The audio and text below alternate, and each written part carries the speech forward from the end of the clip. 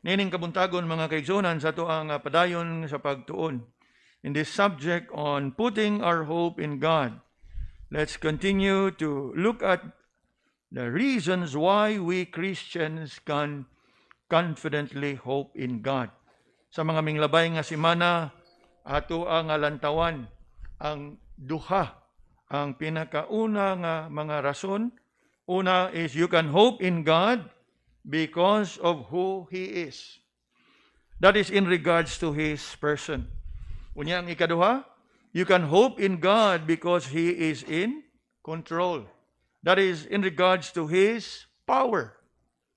Ining kabuntagon, we will start off as we come to the third reason why we Christians can confidently hope in God. Welcome, Nanay Bibi. Welcome. And that is what? You can hope in God because He knows exactly what He is doing. So kung ang first reason is in regards to His person, ang second reason is in regards to His power, the third reason is in regards to His plan. Or if we put it another way, in regards to His wisdom, because He is all-knowing. Mao kana nga makalaom gyud ka kaniya because He is all-wise. Dili gyud mapalpak ang iyahang mga plano. You know, mga kaigsunan, sa kadugay na siguro nato nga Kristohanon, dili na siguro ta angay nga pahinumduman ini, pero angay gihapon tang pahinumduman. Kay oftentimes, dili gyud ang Ginoo mo'y napalpak sa atong kinabuhi. Kita mo'y napalpak sa pagsalig kaniya. Kay oftentimes, mura ba tao, o bisan dili siguro directly nga ito ang basulon ng Ginoo, but I am sure deep in your heart, there is such a kind of spirit that we would challenge the Lord. Why? Nga naman ni Lord? As if nga God is the one responsible sa ato ang kapalpakan. When una sa nga tanan, kita mo'y napalpak, napakyas sa pagtugyan sa tanan ngadto sa Ginoo. Ug mao kana usahay nga bisan pa man og dugay na ta nga Kristohanon, murag nagkinabuhi ta nga way paglaom. Kay salimuot ang ato ang kinabuhi. Nga naman, it's not that God has failed us, apan kita may dakong palpak sa mata sa Ginoo. And so, nining kabuntagon, may this time of study, mag-renew ba sa tungunhona nga all this while we have been too proud, too arrogant, nga malutsan na to ni tanan ato ang mga kuan giatubang nga mga kahimtang sa kinabuhi. Now, may siguro mga igsoon nga ato nang itugyan ang tanan. Lord, ako ning ihalad nimo ang tanan. Now, let's open our Bibles to the book of Proverbs. There are a few verses nga to ang lantawon karon. Proverbs 19 and verse 21. Proverbs 19 and verse 21.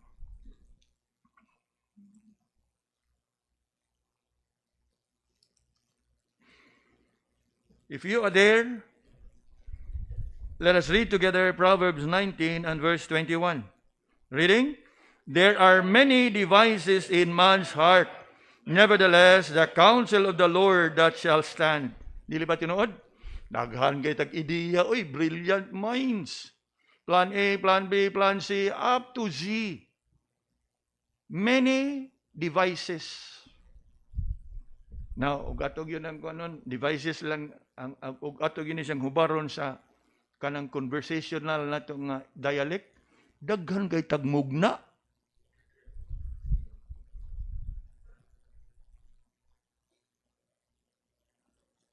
Nga unta kita nga Kristohanon, di na ta magmugna. Ato ang pangitaon ang katuyuan sa Ginoo. Kay nga naman, the verse says, the counsel of the Lord that shall stand. Bisan pa kabalik-balikon pa na nimo A.1, B.1, Z.1, A.2, B.2. You know, mga kaigsunan, the counsel of the Lord shall stand. Isaiah. Let's turn to Isaiah. Isaiah chapter 14.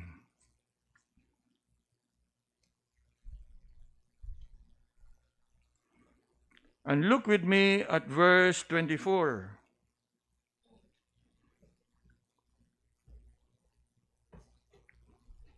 Natalia, let's read together. The Lord of hosts had sworn, saying, Surely as I have thought, so shall it come to pass. And as I have purposed, so shall it stand. Ang iyahag yung na plano, ang iyahag yung katuyuan, ang iyahag yun nga kabubuton, maoy, matuman. You know, mga kaigsunan, you can put all your efforts, all you want. Even you can pray all you want. Apan kung ang imong mga pag-ampog, ang imong effort does not fall under the plans and the sovereignty of God, nada. And I hope, dili man siguro ni siya lisod katunon. Gahi lang yun ta og mga kasing-kasing. Nga unta, we could have been spared from further pain, troubles, and miseries in life when earlier on we have learned to submit ourselves. Lord, ikaw na. Murag labad ng kapoy naman pag-atubang ini nga kita ang ato tanang mugna. Now turn with me to chapter 55, still from Isaiah. Isaiah 55.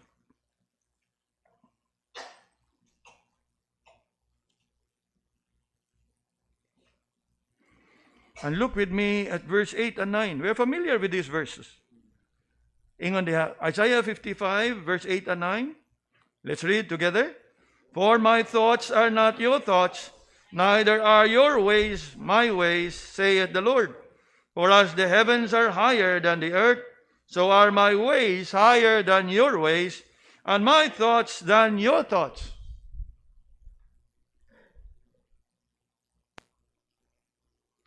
Kana bitaw og sa mga Tagalog pa atong ipaubaya niya ang tanan nga og unsay iyang katuyo ang kabubuton nato, okay, we follow.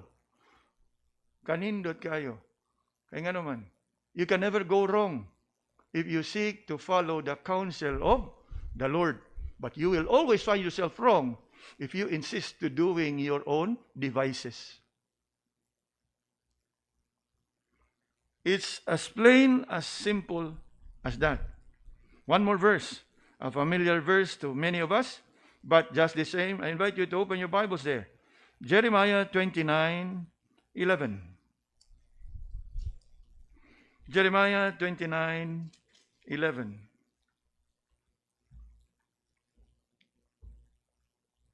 Natalia, let's read.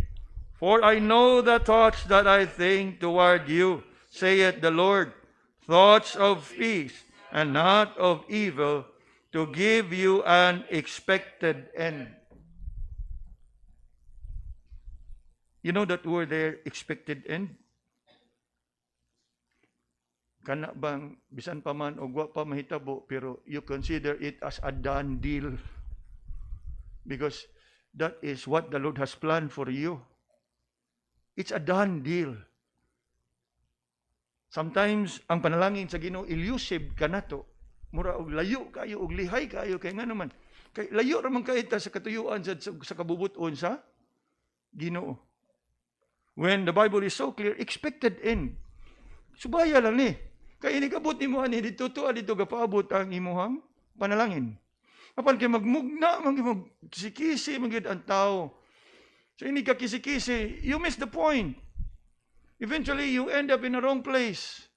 You end up doing the wrong thing.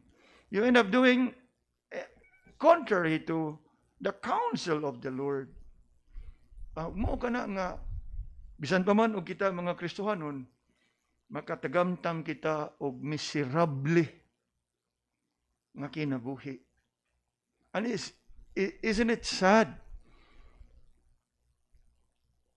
Nga sa usang bahin, we profess faith in the Lord, and somehow in our practice, we seem to be struggling sa ato ang mga kinabuhi. And so, Ato ang padayonon mga kaigsunan pagkat-o niini with much prayer nga this is not just about learning this truth, but it be translated into living out this truth. So, ang ikatulong rason, you can hope in God because He knows exactly what He is doing. Now, this is really interesting. Kaya ato nang nakatunan nga ang atong Ginoo makagagahom sa nga tanan. Pero, dako kay na siyang challenge mga kaigsunan, if we think about God as the all-powerful, nga makahimo siya sa tanan, apan dili siya all-knowing. Now, think for a moment, what could possibly happen if God is all-powerful, He can do everything, but He is not all-knowing.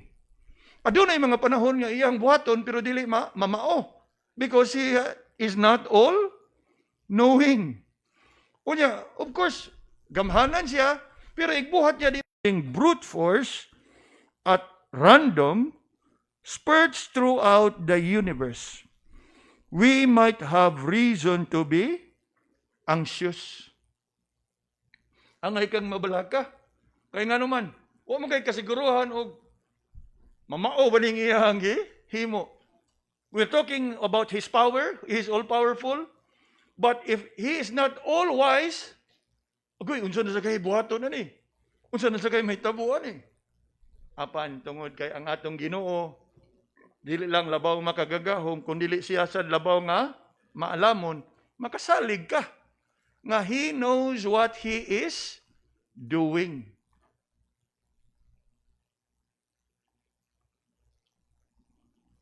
But as we have seen, God is not only all-powerful, He is also all-wise. This means He has a perfect plan that He is faithfully working out in history. In Isaiah 46 verse 10, God describes Himself as declaring the end from the beginning. Tanawa ra guna. Declaring the end from the beginning. Kaganiha in Jeremiah 29:11, give you an expected end. Dili man siguro na to makita og unsay tuwa dito mga kaigsunan, pero kung naagyo ka na kanang pagtuog pagsalig sa Ginoo bitaw, nga imo lang yung itugyan ang kada adlaw sa imong kinabuhi diha niya. Kaya after all, ang iyang pumningon, there is an expected end. Kaysa nga mo venture ka, kanang gitawag bitaw nga mo gamble, mo risgo ka, nga daghan kay kang expected end, pero kay imo man ang expected end, dili man ang expected end sa Ginoo. And so oftentimes, what do you experience? Your expected end is what? Nabitaw na kanunay karon nga expectation versus reality. Kaya nga naman, taas kay mong expectation, unya ang imong ang realidad diha ra gyud kutob. Welcome.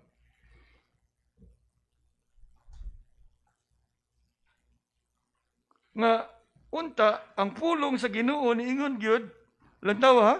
Declaring the end from the beginning. Unya, nasayod man ta. Na atong pagbirnis, atong pagganin ng gitunan.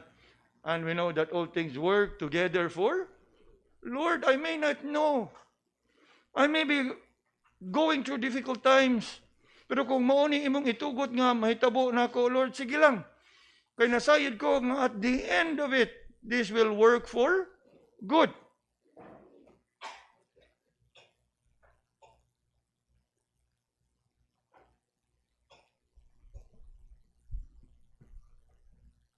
Ingon diha, declaring the end from the beginning, from ancient times the things that are not yet done, saying, my counsel shall stand, and I will do all my pleasure.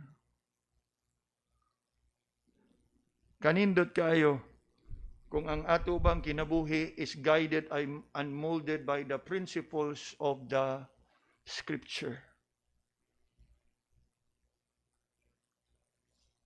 Gani, kung ato lang gining katunon mga kaigsunan, masalbar na ta sa sige mugna o sige gunhuna o unsay sunod lakang. Kana lang yun siya, abide lang kita. Lord, sige. Padayon mi nga magpaabot og unsay imuha nga ipadayag nganhi kanamo. Hatagi usab mi sa grasya nga amo kana nga masubay ug nga matuman.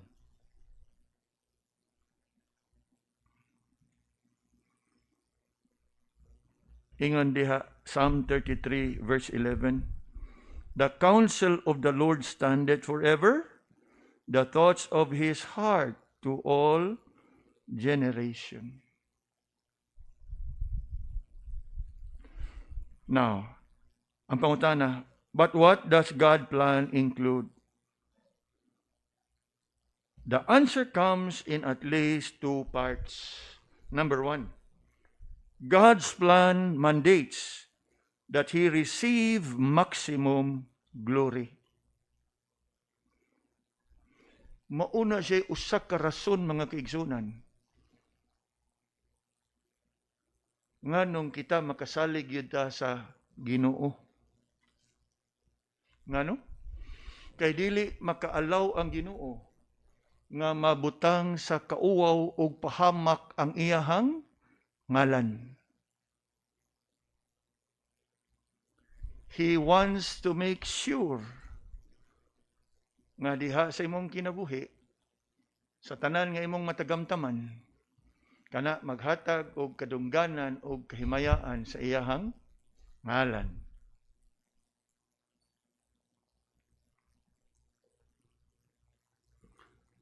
Scripture says everyone and everything was created by God to bring Him glory and praise.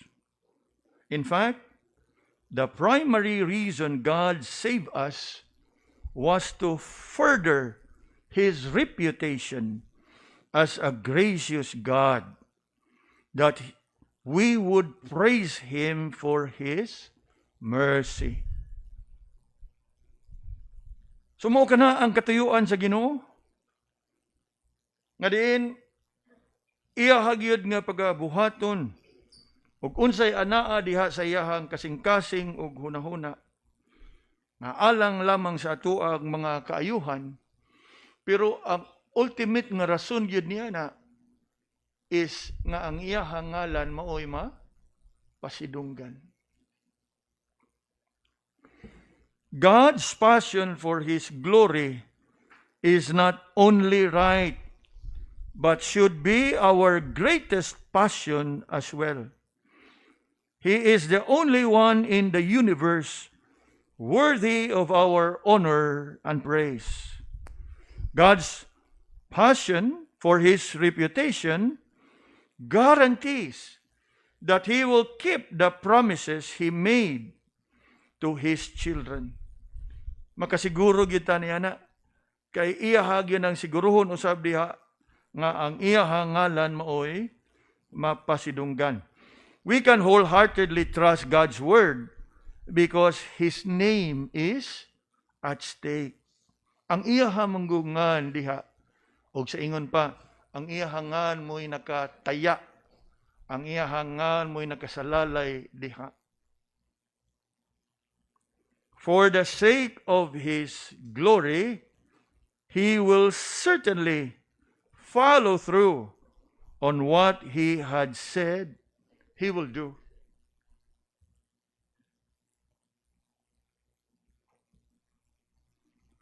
O kana, magdasig unta kanato,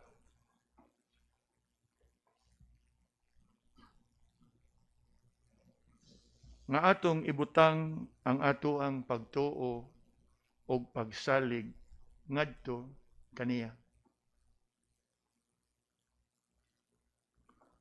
Now, with all that is happening sa ato ang nasod, daghan nga mga panghitabo, daghan ang mga katawhan ang nangasagmuyo, nangasuko, sa nagkalain-lain nga mga rason o hinungdan. Ang usag yun diyan is tungod kay ang atuang mga kadagkuan sa gobyerno napakyas sa pagtuman sa ilahang mga saad. Usana. Ikaduha, di na nato tutukan ang ilahang saad. Napakyas sila sa pagtuman unta sa mandato sa ilahang mga katungdanan o responsibilidad. Ikaduha na. And why is it so? For obvious reason, nga sila tao sama kanato. But how is it nga nasagmuyo ang tao? Kay grabe ang ilahang pagtuo o pagsalik o paglaom kang kinsa sa tao. Does it make sense? Gani kung aton tan-awon, muna subo kayo kay mas daghan ang tao sa kalibutan ang nisalig sa tao kaysa nga ibutang ang pagsalig ngadto sa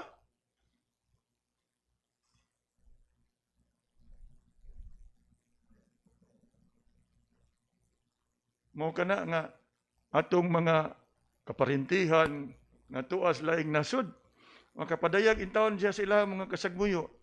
Okay pa ba mo balik sa atong nasud? Ato lang sa paminahon ng ilahang mga kuan. Kay nga naman, kay sila pud sa ilaha dito nga kanang kinabuhi sa laing nasod, makadungog sila sa balita o unsa nay dagan sa tuwa dinhi sa Pilipinas. Murag mubati ba sila kaluya? Nibati ba sila og kakapoy? Liman kanang kayod sila dito, butang na nato. Ato ang mga higala, mahal sa kinabuhi. Tuwa siguro sa laing nasod, mingunta nga ayahay kay nurse, caregiver, gunsa diha. Dili, uy, trapo gyapon ni sila sa hugaw sa pasyente. Kapoy gyapon sila dito. Unya, makadungog sila din bitaw nga tuwa nga mga leader o kadakuan nga ato ang gisuportahan kay salig ta sila nga saad na malit lang inog na koleksyon og barko o eroplano.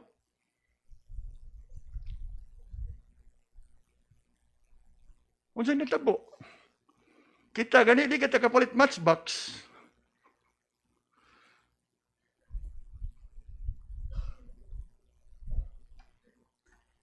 Now, my point is, yes, how is it that we can so easily put our trust in man rather than God? How is it nga kada bukas ang aning mga tawhana yukbo gyud ta? But how is it that we don't do the same with the Word of God?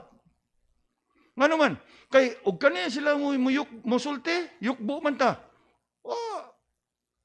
Ang Ginoo mo musulti, magtuman gyapon ta sa tuwang kaugalingon. Pero kani sila, hala. Nakuha lang ito mga igsoon? Unya mo na si hinungdan nga nganong naata aron ini nga lisod nga kahimtang nga murag dili ginatong ma-imagine nga ingon ani kadako kalapad ang kanabang kayagaw. Minungdong ko atong balita nga tiguang dito sa murag somewhere sa Pangasinan siguro to nga nanguha og mangga unya gipailan sa iyahang silingan nga nanguhag mangga na priso. Mangga, prutas, mangga na priso. Karon, unsa itong madungog sa balita? Dili lang bilyon. Dili lang. Pero ayahay. Gani, ang uban, honorable.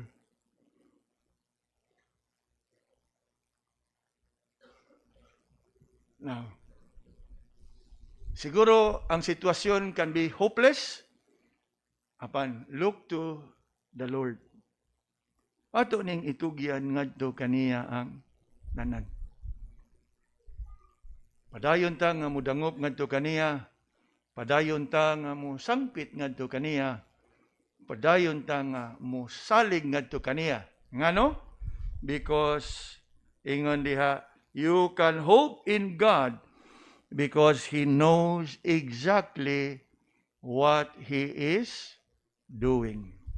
We will continue to consider the remaining portion of this lesson next week, God willing. Mag-ampo ta. Salamat Ginoo sa imuhang pagtudlo kanamo, sa pagdala kanamo niini nga mga kamatuoran. Help us, O Lord, nga niini nga tanan, taliwa sa kasamog, sa amuang palibot, even sa among nasod, bisan pa man sa amuang mga kinabuhi. We will continue to have that hope in you. And help us also to learn, having been reminded that thou art sovereign, that you are the all-wise God, and that despite all the many devices in our hearts, it is your counsel that shall stand. Help us, O Lord, that we would rather seek and pursue after your counsel in our lives, rather than pursue all the devices in our hearts. Bless us now as we come to you in worship. In Jesus' name we pray. Amen.